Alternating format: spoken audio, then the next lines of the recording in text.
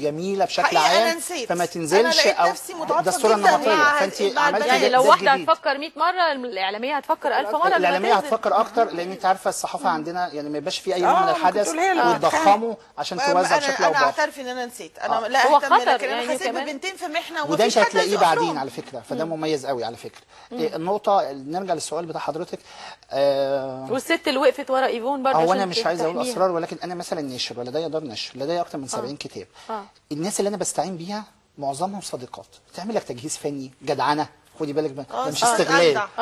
اعلانات بوسترات متهيألي ده استغلال. لا والله لا كل الناشرين الجدعنه اقامه حفلات التوقيع وغيرها. فالجدعنه مش فكره ان انا اقف معاك او ان انا اقف معاك ماديا مش او صفه رجوليه فقط. لا في نماذج كثيره في حياتي لجدعنه الست المصريه بشكل عام وهي معروفه في كده. يعني لما كان في دراسه بيتكلموا على كنت انت فرحانه بيها قوي انا متابع البرنامج. الدراسه اللي بتتكلم عن المراه المصريه هي ثالث مره على مستوى الجمال حاجه زي كده وحركه طبعا. الجسد بادي لانجوج ايوه بالظبط كده.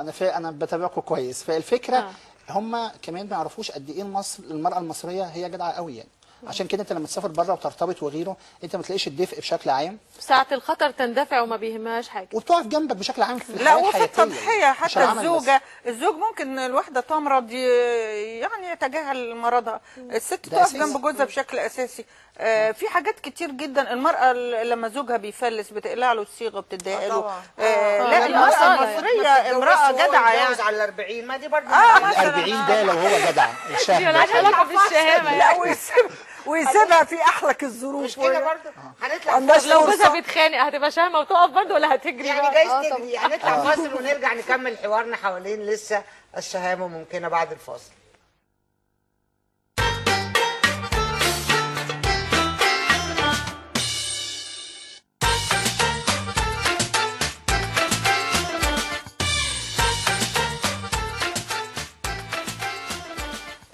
المتصله بينا مدام سهير قبل ما مفيده تقاطعني المره اللي فاتت كانت وسعت مفهوم الشهامه من الشهامه بين البشر وبعض او الشهامه والجدعنه بين البشر وبعض لمفهوم الشهامه تجاه الوطن وقالت ان الشهامه الحقيقيه من وجهه نظرها اننا نحافظ على مصر. الحقيقه انا قعدت افكر كتير قوي في الكلمه اللي قالتها. يعني انا لما بتجدعن مع حد خايفه عليه عايزه مصلحته طب اتجدعن مع الوطن ازاي؟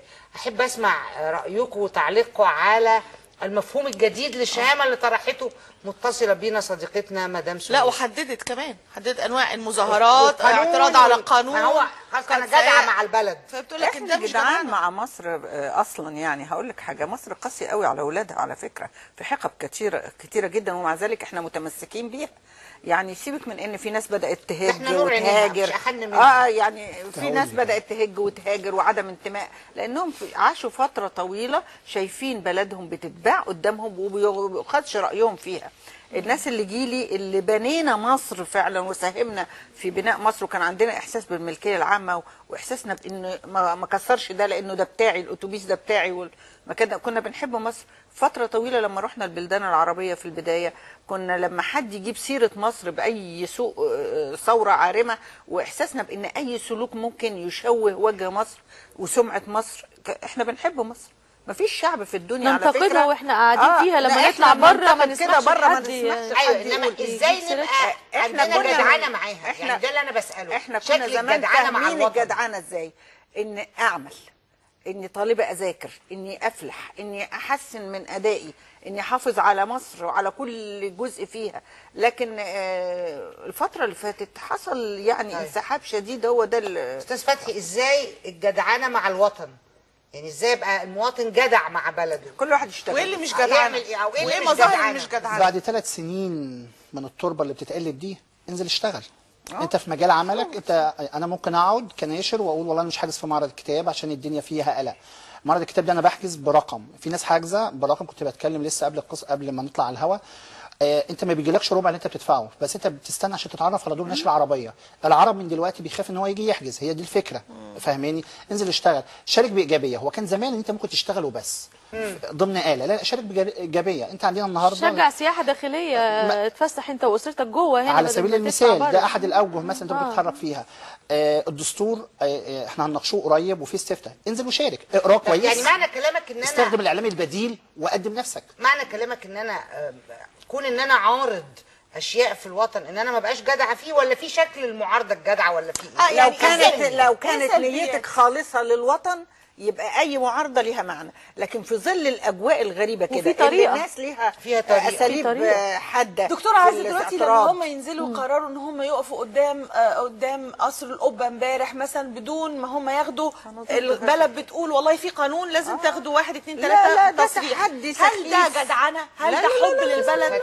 يعني ده تحدي سخيف ولقانون، ومش للدرجات دي بقى. يعني انت البلد بقى لنا 3 سنين بلا استقرار، آن الأوان طبعا ده جه اعترض متأخر. وقول رايك، بس هي بطريقة الفكره انا ما بحبش الشخصنه في الامور، قانونية. ورغم ولا احنا ذلك بنشخصن حاجه. ورغم ذلك عايز اقول كمثال، انا كفتحي مثلا عامل 3 كتب عن الثوره المصريه، دول بيعبروا عن رؤيتي. يعني قدم رؤيتك في شكل او قالب المجتمع يقبله، انزل يا عم وتظاهر، ما عنديش اي مشكله، بس ما تنزلش تقعد تولع لي في المؤسسات وتقول لي ده تظاهر.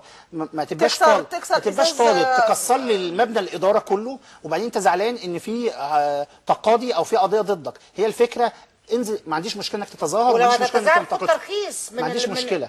يعني طبقاً بغض النظر للقانون. اتفقنا او اختلفنا على موضوع القانون. هتكسري وتقولي بتظاهر. لا انا بعبر عن بقصد في رأيي. الاول اخد ترخيص وبعدين ما اكسرش، يعني في مراحل معانا. مختلفه. وايفون ايه رايك؟ يفون، يعني ايه الحاجات اللي ازاي ممكن الواحد يبقى تعمليها؟ جدع مع البلد؟ انا ممكن اقول في الاطار الضيق اللي حواليا، مثلا الشباب ممكن يبقوا جدعان، يعني بغض النظر عن فكره ان انا مش هتظاهر او كويس. مش هعمل حقي ان انا اتظاهر، بس اتظاهر ازاي؟ بس انا على مستوى الشباب ممكن اقول حاجات تانية. يعني مثلا انا كنت بحترم جدا الناس اللي بتنزل بعد مظاهره تنظف، ده سلوك ده رقم سلوك شهامه حضاري مع البلد. اعمل الحاجات اللي في اطار ان انا شاب ممكن اغيرها في المكان اللي حواليا. دي شهامه. دي شهامه. انا شايفه ان عدم شهامه كل ما نقرر ان هو يشوه شكل وحيطان البلد. طبعا.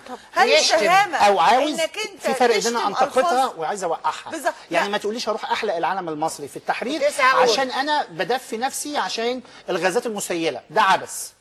يعني او العلم الشتايم اللي بتشتم لا الشعب. لا بالظبط. سوري، يعني اقلع هدومك وكمان- وحطها في النار، لكن ما تحطش العلم المصري. النقطه ايه؟ النقطه ان انت كمان الكتابات الموجوده على الحيطه منتهى الابتذال وقله الذوق. فانت لو انت هي راجل بتندرج. شهم وبتعرف ربنا، انت مش المفروض تخلي حد راجل يقرا دول بيهينوا. راجل أو ست. وهي دول بتتدرب بيهينوا تحت شخص الشعب واحد. المصري. احنا عايزين نعرف بس، كنا بنتكلم شويه ونقول الشخصيه المصريه ان هي متعطشه لفكره الحلم القومي بغض النظر عن الاسماء. فريق السيسي لما قال مصر قد الدنيا وهتظل ام الدنيا، الناس كلها التفت حواليه بغض النظر عن الشخص والشخصنه. هي الفكره في ايه؟ الناس متعطشه لفكره الحلم القومي، ما تجيش انت توقع في البلد ومفيش بديل اخر. يعني يا سيدي بقى كفايه عبث. انت بتقول لي انا الاعلام ضدي، ما اختلفناش، القضاء، الجيش، الشرطه، واحنا ناس وحشه بس عايزنا نساعدك عشان تحكمنا، ده منتهى العبث. طب انت جاي تحكم مين؟ لا، في اللافتات اللي في بتشتمنا مدينه وبتاعت- نصر بيقول لك هنحكمكم يا معفنين.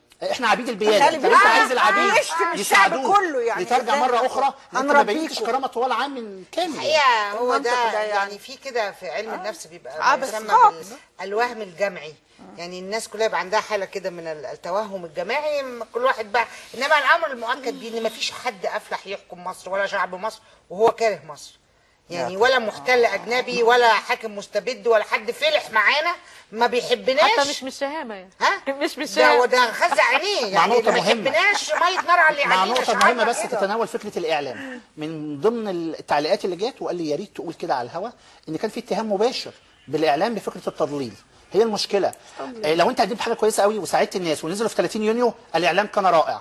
الاعلام ما جاش على هواك يبقى الاعلام وحش، فهي امور نسبيه. لا، ما خلاص احنا اتعودنا، كل اللي معاه، كل اللي حابب يسمع الموضوع ده يبقى هو حبه، وكل اللي مش حابب يسمع الموضوع ده يبقى احنا ضده. فالموضوع خلاص احنا عايزين فاهمين الموضوع. الشهامة جدعانه مع البلد، بالظبط. يعني نحبها ونحافظ عليها. وعلى مهما- راي اللي قال اللي يحب مصر ما يقربش مصر. ومهما معانا اختلفنا تليفون. نختلف سياسيا بس أنا ما أختلف. نخربش بلدنا. ويبقى في خصومه سياسيه بس مش حرب تمام. ومش بس زي كراهيه ما ومش قال جلال تكفير. العامر الله يرحمه مش عمنا على فكرة اللي يحبنا ده ما يضربش جزء- نار. طب معانا آخر هنسمع تليفون؟ منكم كلمه اخيره بس. معانا مها. مساء مها. الخير يا مها. الو، ازيك يا مها؟ مساء الخير، ازيكم عاملين ايه؟ الحمد لله ايه تمام. الأخبار؟ الحمد الله لله تمام. يخليكم. عايزه اقول لكم حاجه، وايفون دلوقتي بتتكلم عن موضوع الشهامه وان البنات لازم تبقى شاهمه مع بعض. انا هحكي الموقف بسرعه. ان انا كنت في مترو عربيه السيدات وراجل قاعد، فبقول له بعد اذن حضرتك دي عربيه السيدات. قال لي يعني ايه عربيه سيدات؟ قلت له حضرتك عيب، دي عربيه سيدات. قال لي مفيش حاجه اسمها كده، وكان قايم يضربني. لولا ان كل الستات اللي في العربيه وقفوا قدامي بجد يا جماعه زي السلاسل البشريه والله ما بهزر، وقالت له انت بتهزر، واللي قامت كانت هتضربه، هو طلع يجري من المترو، طلع يجري ما كانش يا مها عندنا يعني التراث الشعبي المصري الشبشب الزنوبه يا مها. لا هو كمان انا كمان شفته وهم بيهدوني ولا تقلقي وما تخافيش. أيوة. يا جماعه انا اتخضيت، لو كان جاي يضربني انا هعمل ايه؟ قالوا لي ولا تقلقي، مين ده اللي مد ايده على بنت من بنات مصر؟ هو مش مفتقد يعني الشهامه، هو هو فعلاً مفتقد البنات الفطره بتتفاهم بتاعت مع البنات. الرجل العادي، يعني هي حتى إنما الستات آخر شهامة. مهما كانت ثقافته يعني المفروض انما الستات بس اخر هي شهامه الشهامه انحصرت الى حد نشكرك ما. يا هو مها الراجل اللي جداً. ضرب ميرفت الشابه اللي كانت في المقطم ده آه. عنده شهامه، اللي حط بقه على ايده على بق شاهين ده الراجل ده عنده اللي شهامه. ضرب دول الست كلهم ما كبيرة. عندهمش شهامه. إيفون عايزة الست تقول كبيرة، حاجة. الراجل اللي ضرب الولد اللي ضرب واحده قد امه أم أشرف. ام اشرف. أيوة، هل الست دي العجوزة شهامه؟ دي. هل دي شهامه؟ أنا عايزة أقول لك، خصومه سياسيه. المترو بعد الساعة 9 بيبقى فيه عربية مختلطة وعربية مش مختلطة، فأنا كنت مرة راكبة برضو في عربية اللي هي مش مختلطة، المفروض سيدات لحد آخر المترو، ونفس الموقف اللي مها بتتكلم عليه ده حصل، انت ورجالة ليه غاويه ليه غاويه تلات تبهدلي أرباع حياتي في نفسك؟ المترو. مش أنا متخيلة. أيوة، مره عايزين كنت في نعرف المترو، بس. مره في هتغلس ومره في شبه شبه المهم يعني كان المترو مليان رجاله وبيحاولوا ان هم ينزلوهم، فواحد ضرب ست وهي بتتكلم معاه، ضربها يعني حصل ان هو ضربها، ولا راجل اتكلم، والستات هجموا على كل رجاله، نزلوا كل رجاله من المترو، كل رجاله، وكانوا كتير. لا خليك احنا بس حابين بس برضه اكيد نسمع الست استفزته بكلمه يعني لا زي على الضربه فكره، يمد ايده عليها على كده. فكره هو كان قليل ادب، يعني هو كان قليل ادب.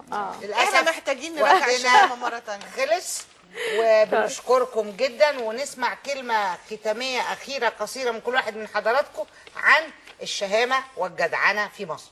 مش بس الشهامه، انا بشوف لو رجعنا تاني نحب بعض زي زمان ونقتنع بان الشعب المصري طول عمره عايش متآخي، والخلاف يعني ما يفسدش الحياه بينا، ايا كان خلاف سياسي، خلاف ديني مذهبي، ايا كان. انا بشوف ان دي يعني شهامه كبيره قوي جدا مع مصر، خاصه لو امنا بالمصري حسمها من زمان، قال صباح الخير يا كنيسه، واللي في القلب في القلب، العقيده اللي في القلب العقيده، مالكيش دخل انا ديني ايه ولا انا ليا دخل انا انما احنا اخوات وحبايب. ومش انا متاثره قوي من اللي حصل في المنيا امبارح، لان شعب المنيا ده شعب عظيم وجميل. أصل إحنا مش قادره اتصور انه وصل ما هو برضه عدم شهامه حالات من فردية. الاخوان اللي ضربوا البنات المسيحيات. إحنا عدم حرب يا شهامه جماعة، غير حرب طبيعيه. ارهاب. انا عشت في المنيا سنوات بعتبرها من اجمل سنوات عمري، وأنا وشعب أعتقد- المنيا وما شعب زالت طيب، إن مش شاء الله. قادره استوعب هم بس ايه اللي بيعملوه. هم ما بس زالت إن شاء الله. اتكتروا على البنات دي، لكن لو كان في ولاد مسلمين او مسيحيين واقفين في نفس المكان كان طيب. الشباب ده اترن على احنا أستاذ- كلمه اخيره استاذ فتحي وبسرعه جدا. مصر محتاجه لشهامه المصريين الفتره اللي جايه بالذات. ممكن يكون فيها حلم قومي معين، تظاهر وانتقد زي ما انت عايز، لكن لا تقتل ولا تقتل. مصر عايزاك ولا بس. تخرب. ايفون كلمه اخيره. عايزه اقول لكل حد ابدا بنفسك، خليك شهم مع اللي حواليك، هتلاقي صح، مصر صحيح. كلها بقت انا متفقه. بنشكركم شرفتونا جدا ونورتونا. ونورتونا، واخر شهامه وجدعانه المصريين والله مش كله 10. دايما يا رب. عندنا بعد الفاصل عندنا مروه من القاهره، ومروه هتعمل لنا فراخ بصوص الفول السوداني وكيك الشوكولاته بعصير التفاح.